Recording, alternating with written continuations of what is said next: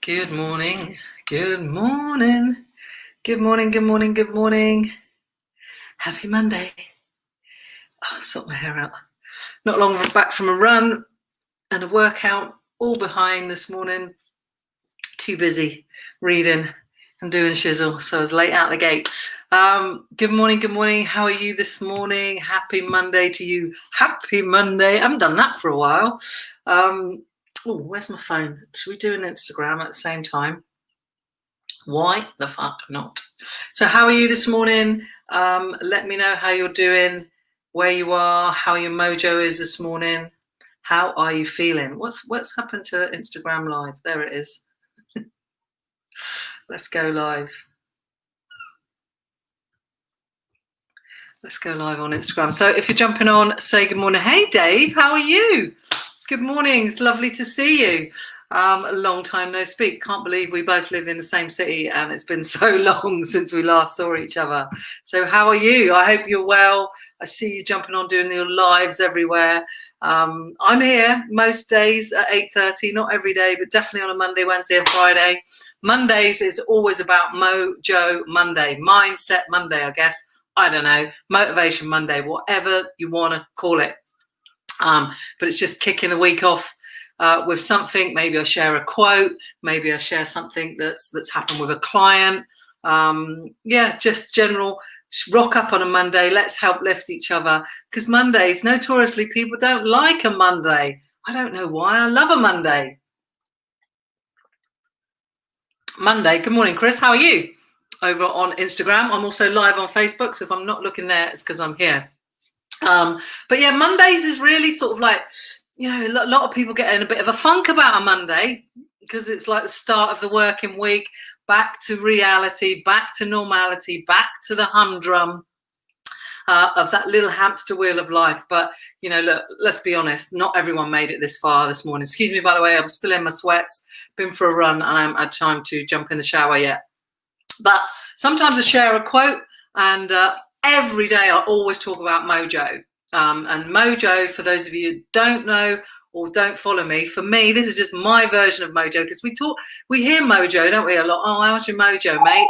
Basically, it's about your vibe, isn't it? But for me, if you look up the word Mojo in the dictionary, it means that it means magic spell. But for me, I take from that is it's about our magic, right? Our magic spark, our inner spell, that thing that lights it up, that fires us up, that makes us cooking on gas and living our best life and our best self. So for me, our mojo is our responsibility. It's up to us to fire it up and to get it cooking on gas as much as possible. Obviously, we can't live a 10 out of 10 life every single goddamn day, if only, but we can do our best with what we've got. So it's a case of when you wake up in the morning, obviously, you know, most of us wake up feeling a bit foggy, a bit bleh, you know, depending on how we've slept or whatever. Then it's up to us to check in with ourselves, you know, check in with ourselves physically, how are we feeling, internally, mentally, emotionally. And we can sit with that. We could wake up feeling like a 2 out of 10, which is pretty shit, right? Who wants to have a 2 out of 10 kind of day? Not me. Not me. So it's up to us to try and shift the needle a little bit. And there's loads of things you can do because it's down to you at the end of the day to shift that needle a little bit. Now, generally, what happens is outside forces, what's going on in the world, in our family, our relationships, our business, our jobs, impacts how we feel internally. But your job, or my job, as I believe it is to work on the inner bit of me so that whatever goes on out in there has less fucking impact in here and how I feel and how I rock up in the world. And that's about us taking responsibility. It starts with you. That's my brand. That's my business. And it's my podcast, by the way, actually. I've got a podcast called It Starts With You. And it's our responsibility to do something about it, to shift the needle. So where is your mojo this morning? Remember, 8 is great. The number 8 is kind of like the sweet spot. 6 and below, we got to sort that shit out. We don't want to feel 6 and below. Who wants a 6 and a below kind of day? No, we want an 8 kind of day. 8, 9, 10, boom, ace kind of day. But the 7 in the middle, that's that little grey area. It's It's not pants, and it's not grey either. So we have to shift it. 7 is definitely the grey area. Good morning, Jean. How are you? 5:30 a.m. fire stoke. Oh, is that stoking the actual fire? Being cold doesn't inspire my start, nonetheless getting going. Yeah, no, being cold doesn't fucking start me off either. So yeah, but you're doing something about it. You're stoking the fire. But how about stoking your internal fire? So I think I feel about, when I woke up, I think I felt probably a little bit like a 6.75. And now I feel like an 8.12. Because I've been for a run, I've done some abs, I've drunk a ton of water, which will definitely help clear the brain fog and the sluggishness, because we are pretty much 70% water. Look, there's a ton of you watching. Jump on, tell me how you're feeling this morning. Comment, where is it? There, I don't know. Comment, how is your mojo level this morning? I'm about an 8.12. And how are you? How can I help you lift your mojo? At the end of the day, it's your responsibility, but I'm here to give you a bit of my energy to help you boost your energy and to boost your day, because the day is all you have. It's the 23rd of November, 2020. This date is never coming round again. This day is never coming round again. So you've got to make the most of what we're given, even though we're living in a fucking pandemic. Yeah. And I'm back in the UK. I've been doing these lives from Lanzarote for nearly 3 weeks, and now I'm back in the UK, as you can tell, back in my lounge. It's grey. I've got artificial lighting, and yeah, I'm back to reality. Boom. Fuck that shit. Morning, Julia Horn. Sweet for my sweets, sugar for my honey. Good morning, Ellie from Lanzarote. I was just talking about Lanzarote. I'm live on Facebook as well, so I might look over there, but I know that you're there. So yeah, I was just saying I have been doing my lives in Lanzarote for the last 3 weeks, and I have to be honest, I prefer doing them from the beach in Lanzarote than I do from my lounge. But I have to be grateful for what I got, right? But I'm not going to lie, I want to be back in Lanzarote 100%. But Dory Dog makes it a bit difficult at the moment. So she's not playing ball this morning. Do you want to come say hello? Yeah, here she is. Say good morning. This is Dory Dog. Julia is saying on Facebook, I felt that I having felt this good for 2 weeks? Do you mean you haven't felt this good for 2 weeks? Like feeling fucking brilliant? Is that what you mean? I hope it's what you mean, Julia. If you're feeling shit, DM me. I'll sort you out, babe. Good morning, Shreyas.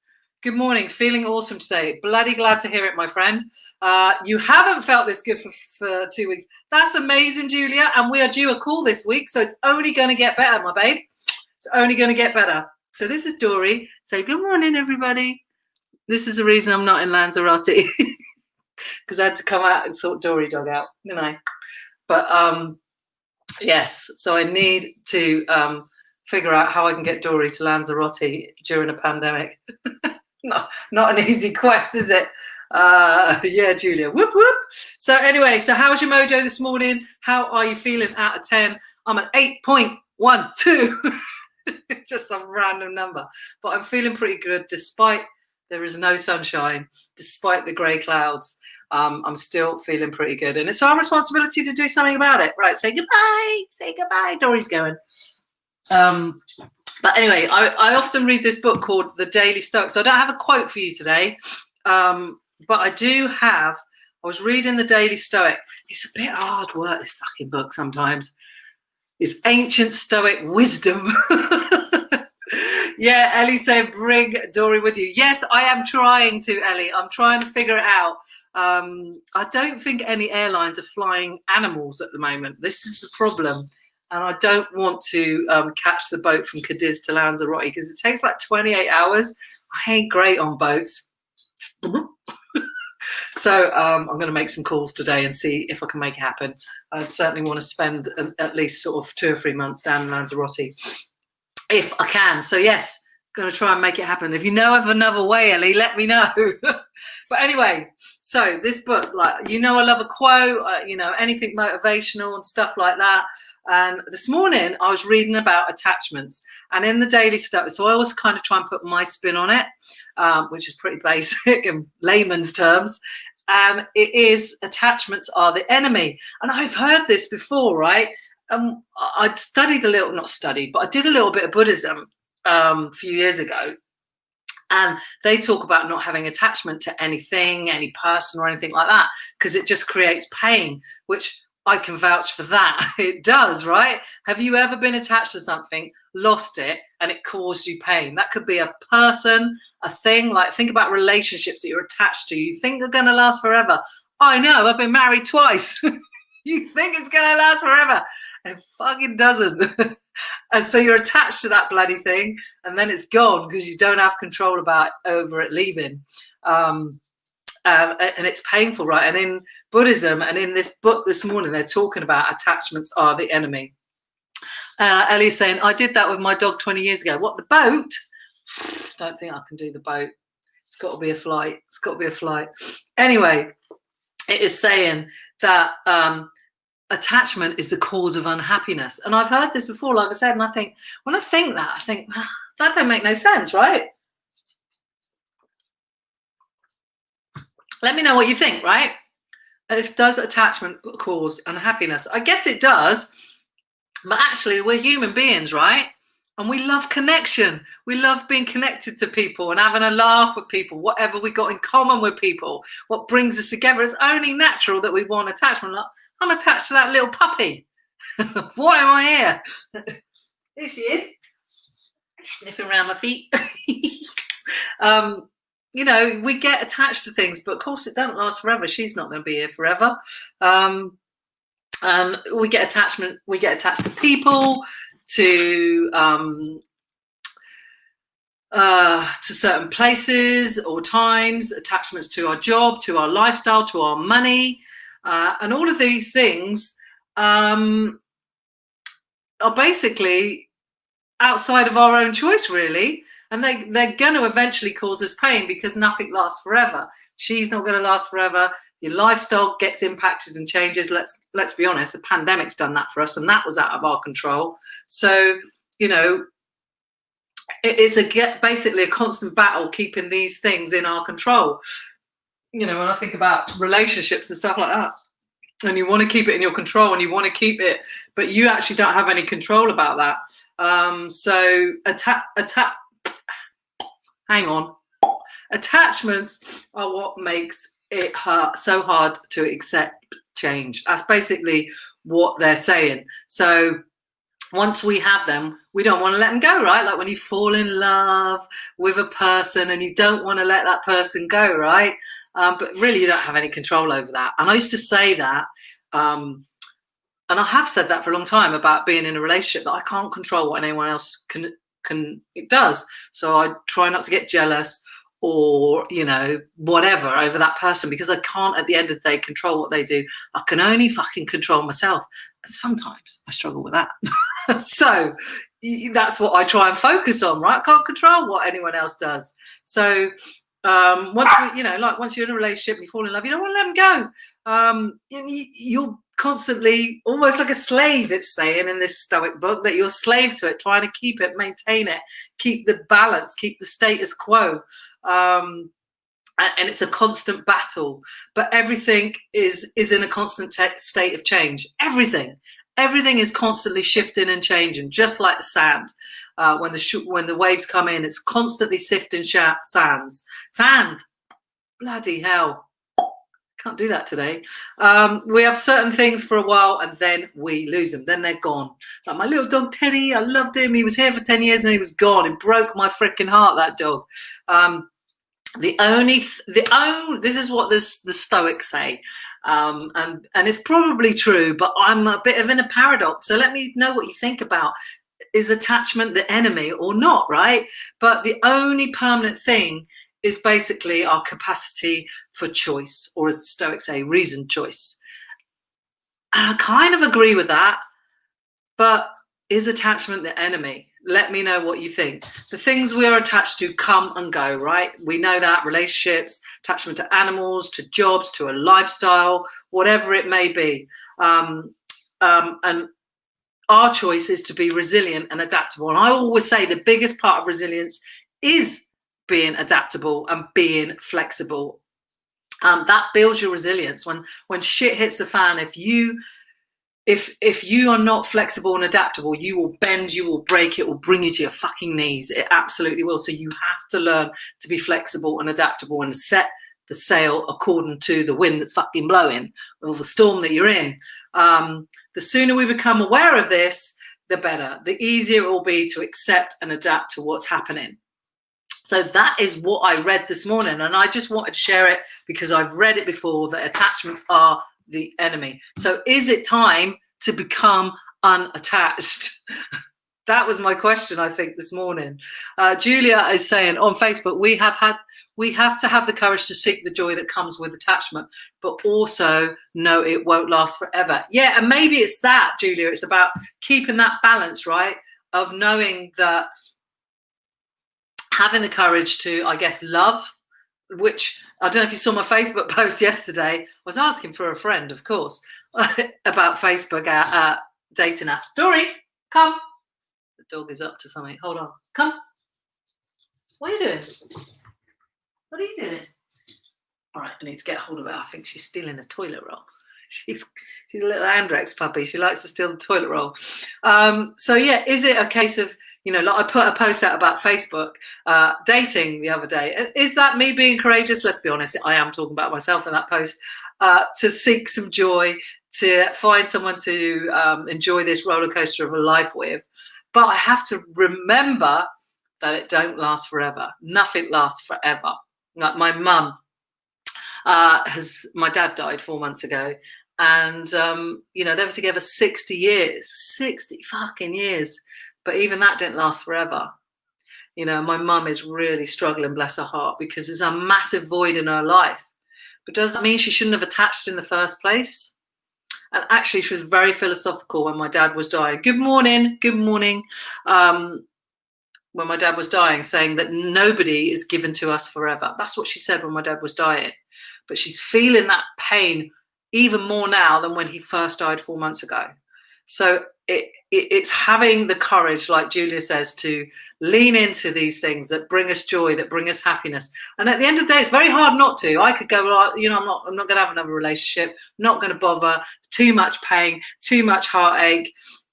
But am I doing myself a disservice? I'm preventing myself from having joy, well, hopefully, But you have to be mindful that nothing lasts forever. But you got to think about that. If you get the balance wrong, you tip that in the wrong way, then actually you're going into a relationship or a job or whatever with the attitude and the mindset that could become a self-fulfilling prophecy, right? Because if you go into a relationship, you fall in love, but then in the back of your mind, you're always thinking, well, this ain't going to last, because nothing lasts forever, and attachment is the enemy, then maybe you're creating a bit of a self-fulfilling prophecy. So it's a balance of thought.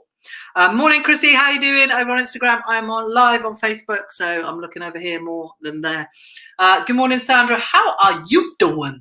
How are you doing, babe? Hope you're good this morning. So I just wanted to share that with you this morning. That was my Mojo Monday. So have a little think about attachment. Nothing lasts forever. I think we need to lean into the joy. You know that. I'm all about the joy. But also we have to have that thought in the back of our heads that nothing lasts forever. It will be gone eventually. So enjoy the thing, the place, the lifestyle while you've got it, but knowing that eventually everything comes to an end. But try not to do that in too negative a way, I think. Jean is saying attachments are the enemy, causing overthinking and time wasting. Okay, it's a hard thing to fuck off, but when you do, you're lighter all around. Attachments are the enemy, causing overthinking and time wasting. It's hard to think. It's a hard thing to fuck off when you do, they're lighter on your. Yeah, I know it is hard, isn't it? Right, it is hard, and we do overthink. I mean, I overthink. I think I'm a bit of a deep thinker. And I'm trying to do better with that, but it ain't easy. But it definitely makes you feel lighter for sure. Morning, Laurie. How are you doing, my darling? How's your mojo this morning? You will need to catch up. Yes, you're late to class this morning. It's 8:50. I'm nearly done. I've been here since 8:30. So I'm back in the routine of Mojo Monday, back in the UK at regular time of 8:30. I'll be back on Wednesday for Wise Up Wednesday. Might even pop in tomorrow morning. Who knows? And with a little bit of wisdom. But Laurie is in my membership group, the Real Life Club, and we had a session last night, which was hilarious. I have to say, if you're not part of the Real Life Club, why the fuck not? Because it's ace. You can see scrolling across the bottom on Facebook, sam-adams.com/membership. It's actually open. The doors are open to the Real Life Club right now. I haven't opened them for 4 or 5 months. So you can get in now until the 1st of December. It's £47 a month, and it goes up to 97 from the 1st of December. So you best get on board now, because the price you come in at is the price that you pay for the lifetime you're a member. So yeah, get on board. We haven't opened the doors for ages. I've only opened them once, and this is only the second time they've been open. So join us, because last night we had a barrel of laughs. We rocked up. We talked about the pandemic, how we were mentally, how we were feeling about life and everything that's going on around us. And we shared, but we also, one of our members, Alice, is a writer, and she's written a book about farting. Girls Love to Fart, I think it's called. Please go look it up on Amazon. It's a bestseller. It's an ace book. And so we ended the night chatting all about farting. And I was asking Alexa to do a fart or two, because did you know that if you ask Alexa, she will do farts, and she can do a gazillion kind of farts. And last night she was doing a Father Christmas fart. I know, random for me to be talking about this kind of stuff on a Monday, but 'tis true. And Laurie's just saying, lots of belly laughter. You can't beat it to lift your mojo. Exactly. We certainly lift our mojo last night. We needed that session last night. So if you're not part of the membership, the Real Life Club, go check it out, sam-adams.com/membership, because on Saturday, oh God, we have another session at 12 o'clock on Saturday. So if you want to be part of that, we're going to be talking about the subconscious mind a little bit, and just checking in with each other, brainstorming if we need to, and helping one another out. And it's basically a really supportive community. Come as you are, bring your shit, bring your problems. We help you sort them out. We help you set intentions every day. It helps you show up every day, stretch yourself to be your best self, and to basically lean into who the fuck you are, instead of showing up, pretending and hiding, because that ain't gonna get you nowhere. Sandra is saying, all we take with us when we die is those we have loved. I don't know. Is that what we take? I don't know. I don't know. No one's coming back to tell me. I talk to my dad every day. He's not come back yet. Never ever in my life did I think I'd be asking my dad to come to me after he died. But I do. Is that weird? It's like I rub his little hat that's hanging on my bedroom wall, and I'm like, how you doing, Dad? No, hoping that he's going to answer me back. Miss him terribly. But anyway, right. Let's not get emotional on a Monday, eh? I am going. I have a call at 9 o'clock and 9:30. So I've got to go jump in the shower really quickly. But you guys have a great day. Thanks for tuning in. Go check out the membership website, sam-adams.com/membership. Bye from me and Dory. Say goodbye. Say goodbye. Say happy Monday. See you later, guys.